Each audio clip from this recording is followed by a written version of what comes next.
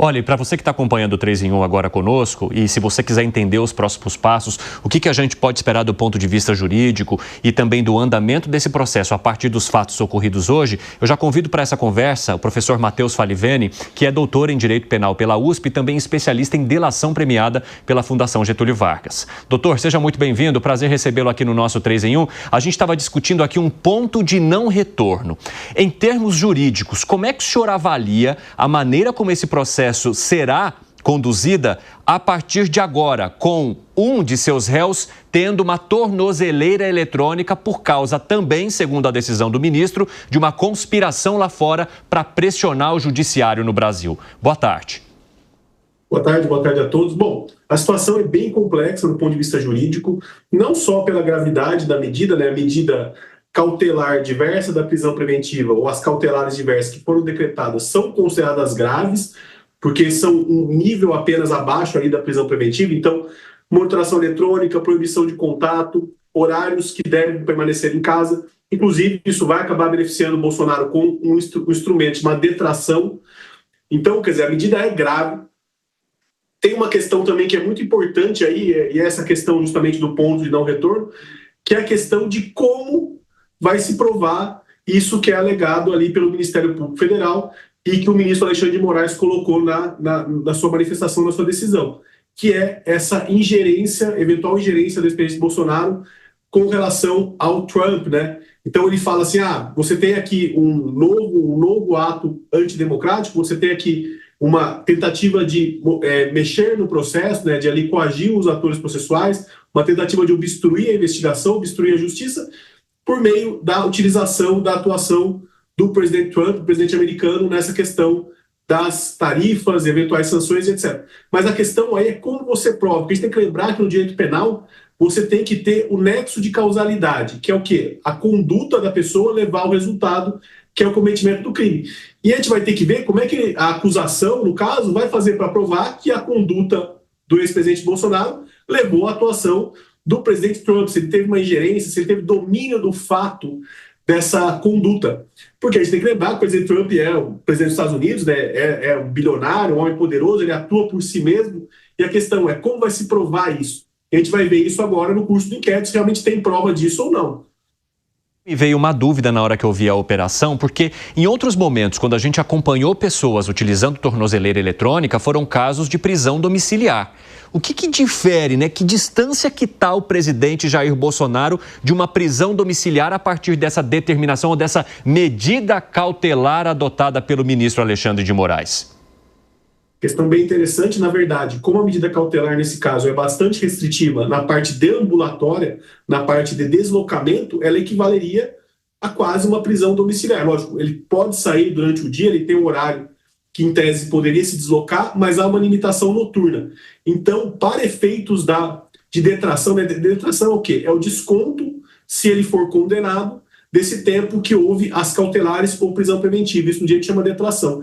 Então, nesse caso específico, como as medidas são graves e tem uma limitação deambulatória, elas servirão para descontar caso no futuro haja alguma condenação. Porque, apesar de não ser de fato uma prisão domiciliar por 24 horas, você tem o recolhimento noturno e tem limitação de locais. Então, ela é considerado, tanto pela lei quanto pela jurisprudência, equivalente a uma prisão domiciliar para fins desse instituto da detração. Então, vai ter descontado a pena, é uma medida grave. A gente tem que ver também, aí vai ser um ponto que vai ser discutido, muito provavelmente pela defesa do ex-presidente, que é a questão se tem fundamento ou não dessa cautelar, porque o fundamento ali para a decretação da cautelar é um risco de fuga, e o risco de fuga ele não pode ser presumido, ele não pode ser, digamos assim, suposto, ele tem que ser provado pela acusação, pelo Ministério Público Federal.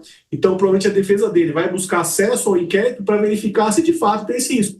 Porque não basta só falar em rede social, ou só, em tese, o Trump vai dar um asilo, vai fazer alguma coisa, não basta isso.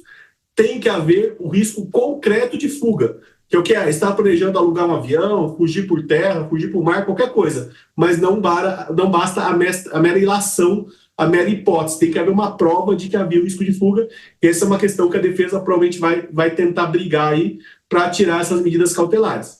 Doutor, isso é muito relevante. O senhor mencionou na sua primeira fala que a partir da decisão de Moraes, a defesa poderia adotar, e o senhor usou um termo específico para falar sobre a maneira como ele pode conduzir também o processo agora. O senhor pode traduzir para a gente o que resta de ferramenta para a defesa para tentar reverter a situação do Jair Bolsonaro a partir de agora?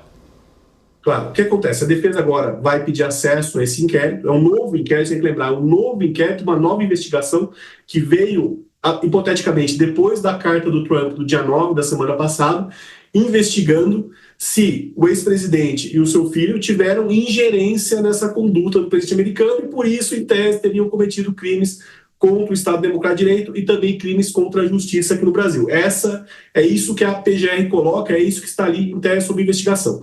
A defesa vai ter acesso a esses autos.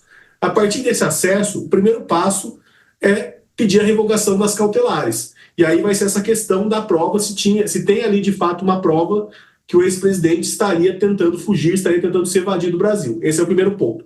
Depois disso, a defesa também ele vai ser interrogado, ele vai ser ouvido nesse inquérito, e a defesa vai poder se manifestar sobre o mérito das acusações. E o mérito da acusação que vai entrar aí é aquela questão que eu falei, que é o quê? Bom, para você ter um crime no direito brasileiro, ou no direito penal, qualquer direito penal do mundo, na verdade, você tem que ter um nexo causal, que é uma relação entre o que a pessoa fez e o crime que foi cometido. Se você não tem relação, não há crime. E aqui o que a gente tem é a PGR falando, o Bolsonaro e o filho, com a conduta deles, levaram o presidente americano a tomar uma medida contra o Brasil, e essa medida estaria tentando ali influenciar na justiça, influenciar na política brasileira, e por isso haveriam crimes. A questão é como você comprova isso. E a grande dificuldade da acusação, eu vejo nesse caso, é comprovar isso.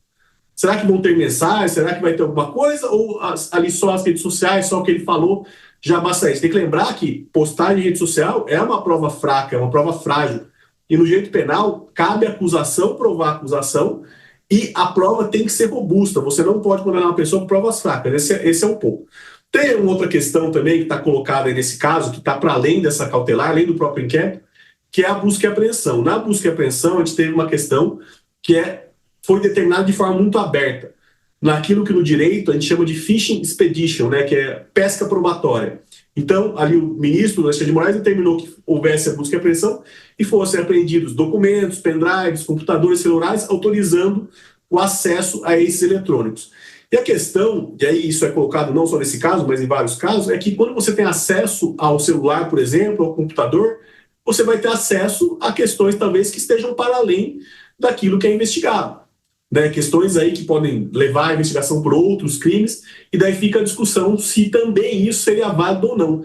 Então a defesa, além de trabalhar a questão das cautelares, trabalhar o método do inquérito, também provavelmente vai trabalhar essa questão da nulidade. E o caminho da nulidade por conta do fishing expedition, né, da pesca probatória.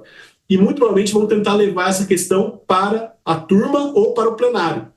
Né, tentar levar essas questões pelos recursos internos ali do regimento interno supremo para o plenário, para a turma primeiro, ou eventualmente também para o plenário, na tentativa de arrefecer a questão, né, tentar diminuir essas cautelares ou até tentar buscar o arquivamento do inquérito, se for possível. Bom, Bruno Musa, vai lá, faz a sua pergunta. Doutor, boa tarde. Obrigado pelo seu tempo e pelas explicações aqui. Bom, duas coisas bem objetivas. A primeira é que o senhor mencionou a respeito da intenção, né? Ou seja, que teria que ter a prova concreta de uma intenção de fuga para isso sim se caracterizar como crime. A primeira pergunta é, portanto, isso me deixa claro, eu como leigo do direito, que a intenção em nenhum caso ela é crime, nem se expressar a respeito dela, mas sim ter a prova concreta disso. E o segundo ponto que eu queria perguntar rapidamente é a previsibilidade legal dessas cautelares e se sim, quão subjetivas essas ações em si, ou seja, não pode sair de casa à noite, ou não pode falar com os filhos, quão objetivo isso é na Constituição? Depende se cai com um juiz ou com outro para tornar subjetiva essas penalidades? Olha, são as seguintes questões, Bruno. Vamos lá. Primeiro, bom, o que acontece? Tem que haver a prova do risco de fuga. Não basta a mera intenção, não basta o mero pensamento, né? O direito penal e o processo penal não punem pensamentos. Então, não basta a mera vontade, a mera intenção. Você tem que ter uma prova de que estava se planejando uma fuga. A gente tem que lembrar que tanto a prisão preventiva quanto as cautelares diversas, elas são medidas extremas e só devem ser decretadas em caso em que há risco real para o processo, para testemunhas ou de fuga. Então tem que haver uma prova, não basta um mero pensamento, uma mera ideia. Vai ter que ter uma prova, foi alugado um avião, estava se buscando alugar um avião, estava tentando fazer uma coisa nesse sentido. Isso vai ser muito importante, porque se não tiver, com certeza vai fragilizar a cautelar. Bom, com relação às cautelares em si, o nosso Código de Processo Penal ele prevê o rol taxativo de cautelares que são ali previstas, e dentre elas a monitoração eletrônica, a proibição de contato e também a permanência em casa, chamada prisão domiciliar, tanto o dia inteiro quanto em horários limitados. Então, o que acontece? Essas cautelares estão previstas em lei. O juiz ele tem uma certa liberalidade de decretar aquelas que ele entender cabíveis para o caso, então ele vai analisar o caso e verificar quais são cabíveis para aquele caso, dentro do que o Ministério Público pediu. A gente tem que lembrar que não pode decretar sem o MP pedir. Então, ele vai avaliar naquele caso quais são as melhores. Nesse caso específico do Bolsonaro, acho que, quer dizer, lógico, tem a questão da tornozeleira, que é muito grave, tem a questão da domiciliar, que permanece domiciliar, que é grave também.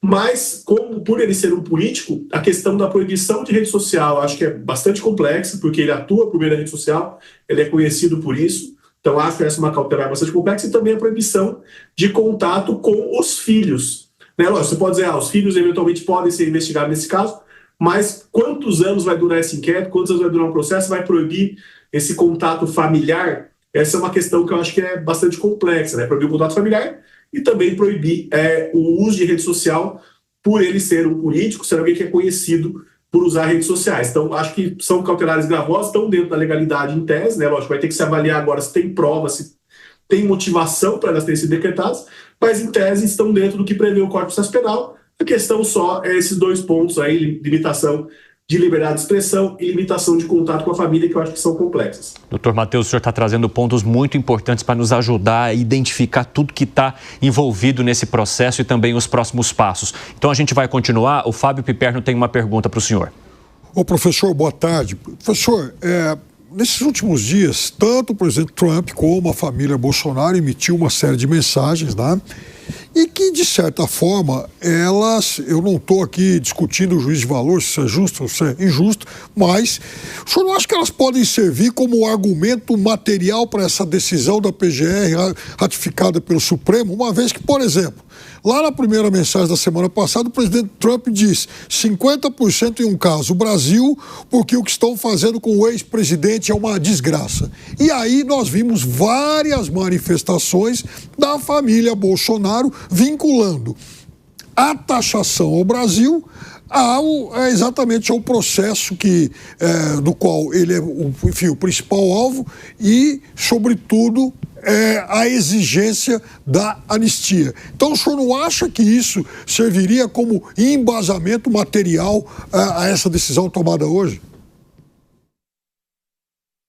Bom, essa decisão ela vem na esteira aí do que está acontecendo, essa questão do presidente Trump, né, de sanções, tarifas, etc. Ela é, de certa forma, uma resposta a isso. Porque se a gente pegar a carta do presidente Trump da semana passada, ela tem um aspecto geopolítico, que seria a questão da tarifa, mas tem um aspecto também político local, que é a questão da suposta interferência, né, dentro do Supremo, no julgamento. Tem a questão da anistia que está sendo discutida no Congresso, lógico. Você tem essa questão de talvez o Supremo estar fazendo isso, inclusive o ministro Alexandre de Moraes, na decisão, se manifesta já dizendo que a anistia seria inconstitucional, se antecipa isso, né? Nem temos nenhuma lei de anistia aprovada no Congresso, está só em discussão, ele já se antecipa e fala que seria inconstitucional. Então, acredito sim que isso, e eu acho que até já era, de certa forma, esperado essa escalada, né? O Trump veio com a questão da sanção e daí você haveria um aumento das cautelares contra o Bolsonaro e família, isso já era talvez até esperado. Porque alguns falam, não, o Alexandre de Moraes vai voltar atrás. Mas é aquilo que vocês bem colocaram, talvez ele esteja num ponto de não retorno. Né? Não tem mais como tentar arrefecer, porque se ele arrefecer vai dar a impressão de que ele estava errado. Isso aí até no direito é uma questão discutida, né, que chama efeito primazia, que quando o juiz decide de um jeito, dificilmente ele volta atrás, né? Dificilmente o juiz vai voltar atrás de uma decisão que ele deu. Então isso já é discutido, não só nesse caso, em outros casos, e provavelmente é o que acontece aqui. E talvez aconteça uma guerra por um lado, o Trump tentando, guerra entre aspas, né, mas tentando o Trump aumentar as sanções, dizer que vai punir o Brasil de tal forma, de certa forma assim, assado, e o STF tentando também escalar essas medidas cautelares contra o Bolsonaro, até eventualmente numa prisão preventiva. Então você tem realmente uma situação bem complexa, porque, assim, eu acho que aqui tem um ponto importante, né? Não só o Supremo, mas os juízes em geral deveriam voltar à legalidade, né? Voltar a pensar o direito como legalidade, não tanto como política. Porque é um fenômeno que a gente tem já há alguns anos aqui no Brasil, que é o direito está sendo entremeado pela política. E daí, quando o direito vira política, você perde muito na questão da legalidade, não vira mais direito, né? Acaba virando política, que é um pouco o que tem nesse caso, né? Que é o ministro Alexandre de Moraes tendo uma atuação que é jurídica, mas também uma atuação política no sentido de estar respondendo ao Trump, que é o presidente americano, né? E a gente sabe, por mais que o Trump possa fazer sanções, possa fazer o que for, ele não tem ingerência aqui no Brasil, ele não consegue mandar na justiça do Brasil. Então você tem toda essa questão, é um caso bem complexo, não só pela investigação em si, que são crimes que vão ter que ser provados, são crimes talvez um pouco mais frágeis do que a questão do 8 de janeiro, mas também porque você tem esse aspecto político muito evidente, e a hora que o direito entra na política, você não tem mais direito, você acaba tendo política, e política está sujeita a esse jogo de poder, quem é mais forte, quem é mais fraco, quem tem mais poder, quem pode dar mais dano na outra parte, e eu vejo muito isso nesse caso, né? A gente tem que lembrar que, apesar do presidente americano não poder ter ingerência aqui no Brasil na parte da justiça ou interferência interna, ele pode fazer essa questão de sanções, questões geopolíticas, que podem levar o Brasil a ter problemas econômicos, etc. Acho que esse é um ponto importante. Só para a gente arrematar a nossa conversa aqui, doutor Matheus, eu mencionei que o senhor também é especialista em delação premiada. E muito desse processo está apoiado sobre a delação do Mauro Cid. Recentemente me chamou a atenção a manifestação da Procuradoria-Geral da República para que não houvesse ali a entrega de todos os benefícios previstos na delação de Mauro Cid, porque a Procuradoria-Geral da República entendeu que ele não contribuiu da maneira como se esperava e foi omisso em muitas ocasiões. Eu queria, só para a gente terminar a nossa conversa, se o senhor enxerga fragilidades na delação de Mauro Cid e na maneira como tudo isso foi conduzido e que está apoiando o processo agora. Sim, a delação do Mauro Cid, ela tem problemas de fragilidade, tem problemas de contradições, tanto é que a PGR, ela negociou, na verdade a Polícia Federal negociou um benefício que seria o perdão total ou uma redução da pena de até 2/3, e a PGR, na sua alegação final, pediu uma redução de apenas 1/3, que é muito menor do que aquilo que foi negociado, dizendo que, reconhecendo, né, que a delação tem falhas, teve problemas, o próprio delator ele agiu mal durante a delação, o próprio PGR coloca isso, e as defesas desse processo do 8 de janeiro com certeza vão tentar alegar isso, falar, olha, tem muitas fragilidades na delação, é uma delação complexa, lógico, os fatos são complexos, mas é uma delação frágil. E até nesse caso novo aqui, a gente não sabe ainda se tem uma colaboração premiada, uma delação ou não. Pode ser que tenha. A gente não sabe, né, que se tem uma delação de alguém aqui nesse inquérito novo, de onde é que vem essa informação. Mas, assim, colaborações, em regra, são muito problemáticas, porque é difícil, porque tem uma coisa que é o que a acusação quer e o que o delator entrega. Então, a gente já tem esse problema aí em muitos casos. Nesse caso era muito complexo, o Mauro Cid talvez não tenha falado o que a acusação queria ouvir em todos os pontos, tenha omitido ou talvez tenha mentido algumas coisas e por isso pediu essa redução menor. Falou, não, ela contribuiu, mas é uma contribuição menor, né? Mas a gente tem que pensar que no fundo o que se tem no fundo a acusação ela é quase toda, nesse caso, no processo anterior, né? Baseada na delação do Mauro Cid, né? Ela é quase toda baseada nisso. Dificilmente, tem poucas provas para além disso. A prova principal é essa. Então, as defesas vão brigar por isso.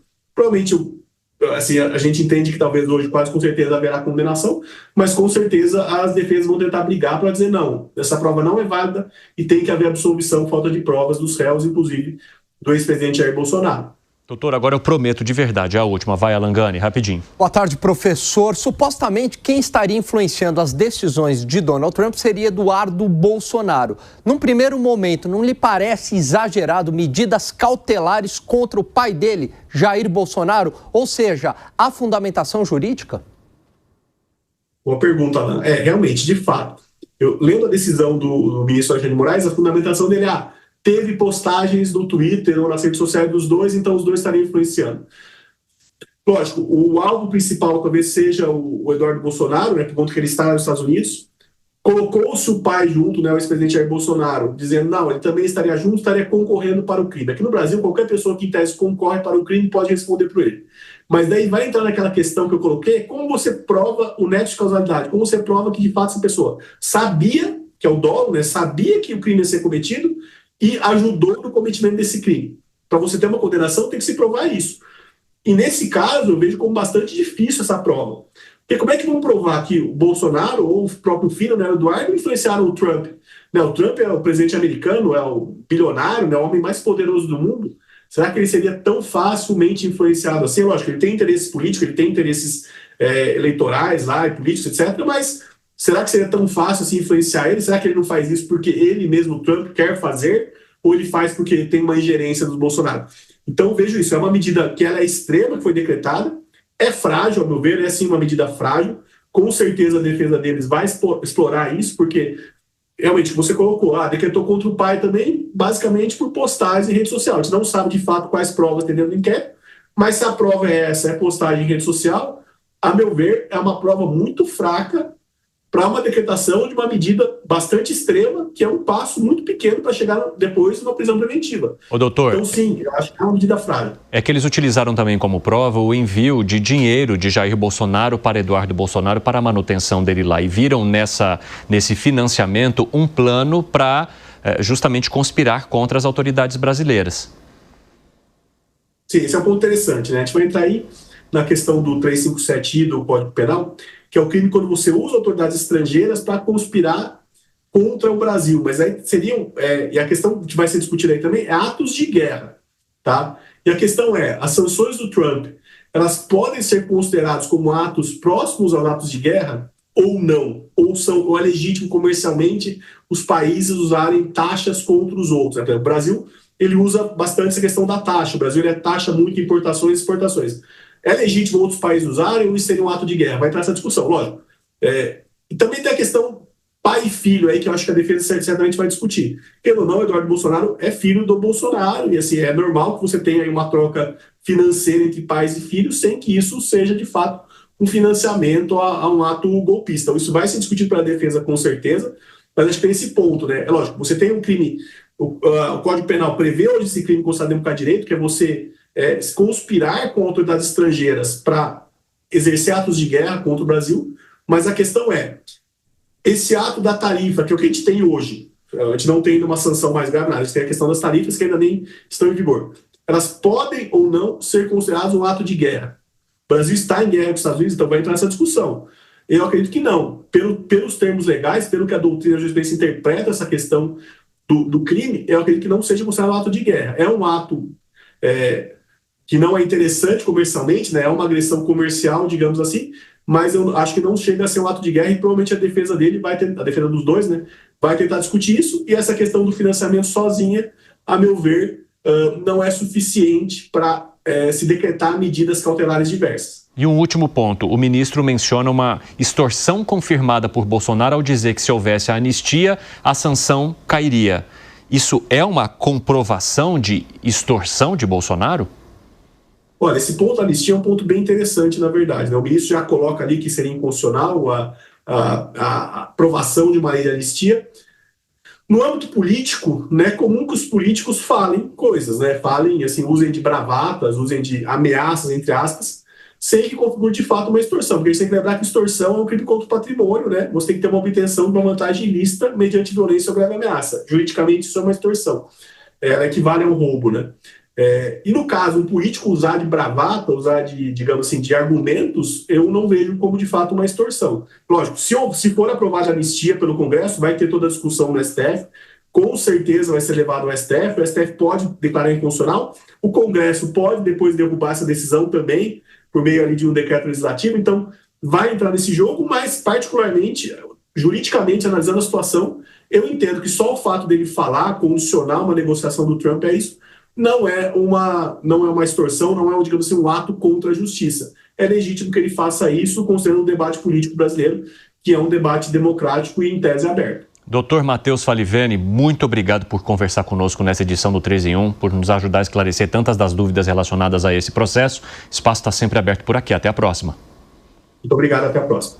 Grande abraço. Sabe que teve uma questão que o doutor explicou que é muito interessante, que é essa linha muito tênue entre medidas cautelares e praticamente uma prisão domiciliar, inclusive com a possibilidade de se descontar depois, caso haja um julgamento que leve de fato a essa prisão, né, Alan Gani? Exatamente, né? Isso mostra, digamos assim, a importância dessa decisão que foi tomada pelo ministro Alexandre de Moraes. Não é qualquer decisão relacionada a Jair Bolsonaro. É uma decisão que, de fato, pode, que o priva de liberdade e que, inclusive, pode ser usada no processo depois. Exatamente, né? E depois disso só vem a prisão preventiva. E os motivos pelos quais, para você decretar essas medidas cautelares ou a prisão preventiva, são basicamente os mesmos motivos que levam à acusação formal. Ou seja, então essas medidas cautelares tomadas são bastante duras, são bastante exageradas, Evandro. Isso te chamou a atenção também, Bruno Moza? Isso chamou a atenção, mas me chamou a atenção também que ele falou que de tudo que foi divulgado, há fragilidade nessa acusação, que é bem provável que a defesa vá pautar os seus argumentos em cima disso. Agora, a questão é quão frágeis são essas defesas e como elas serão realmente levadas em consideração. Mas eu acho que ele trouxe pontos extremamente relevantes, como a gente veio perguntando a ele. E para você, Zé Maria Trindade, de que maneira que a defesa deve agir agora diante de pontos que podem apontar várias fragilidades nessa decisão a partir do que explicou o professor? De tudo que ele falou, ele demonstrou claramente de que, pelo menos, no mínimo, há dúvidas. Há dúvidas sobre a interpretação, a hermenêutica jurídica, né, de como interpretar a Constituição e a lei, e principalmente, nós estamos falando de lei penal. Existe um debate aqui de que o Supremo Tribunal Federal não é talhado para discutir a lei penal. Isso é evidente. Os ministros não têm nem tempo para isso. Eles participam de sessão, participam de lançamento de livro, é normal, não é nenhuma crítica, é normal, é assim mesmo. O ministro ele tem que participar da vida aqui da República. E tudo que o doutor falou, ele explicou exatamente sobre essa linha de divisão tênue ali, sobre o que é e o que não é possível em decisões assim. Porque o complicado aí é que o Supremo é o teto. Depois do Supremo não tem mais nada. Dizem aqui só Deus, né? Para ter uma ideia. Então, assim, não há como corrigir um erro agora. E o mais grave de tudo que ele falou, resta ainda novas complicações, porque nesse novo inquérito há a possibilidade de pelo menos três novos inquéritos e que gerarão processos e tal, ou seja, parece uma coisa infinda, né? É muito complexo. Portanto, o que eu tiraria de tudo que ele falou é que ele colocou dúvidas jurídicas importantes. Fala, Piperno. Olha, eu acho que ele pontuou uma série de coisas que a gente tem que refletir. No começo da intervenção dele, ele menciona o domínio do fato. O domínio do fato é algo que tem passado um pouco desapercebido na questão do inquérito do 8 de janeiro. Porque... mas ele fala da causalidade também. E como é que você prova a causalidade no 8 de janeiro? Esse é o ponto. Não, ele falou isso, coisa que o STF, por exemplo, refuta. Mas, Alan, no caso do domínio do fato, é algo que me parece que vai ser discutido em algum momento à frente. Porque, por mais, exatamente pegando isso que você disse, né, da causalidade e tal, o domínio do fato, em muitos momentos, ele não exige o batom na cueca, para falar em português, claro. Mas ele pressupõe exatamente o conhecimento de alguém que fosse, digamos, o líder de um esquema, né, de uma organização, mesmo que não tenha deixado as suas digitais. Então, esse, para mim, também é um ponto muito importante que mais à frente vai acabar sendo explorado.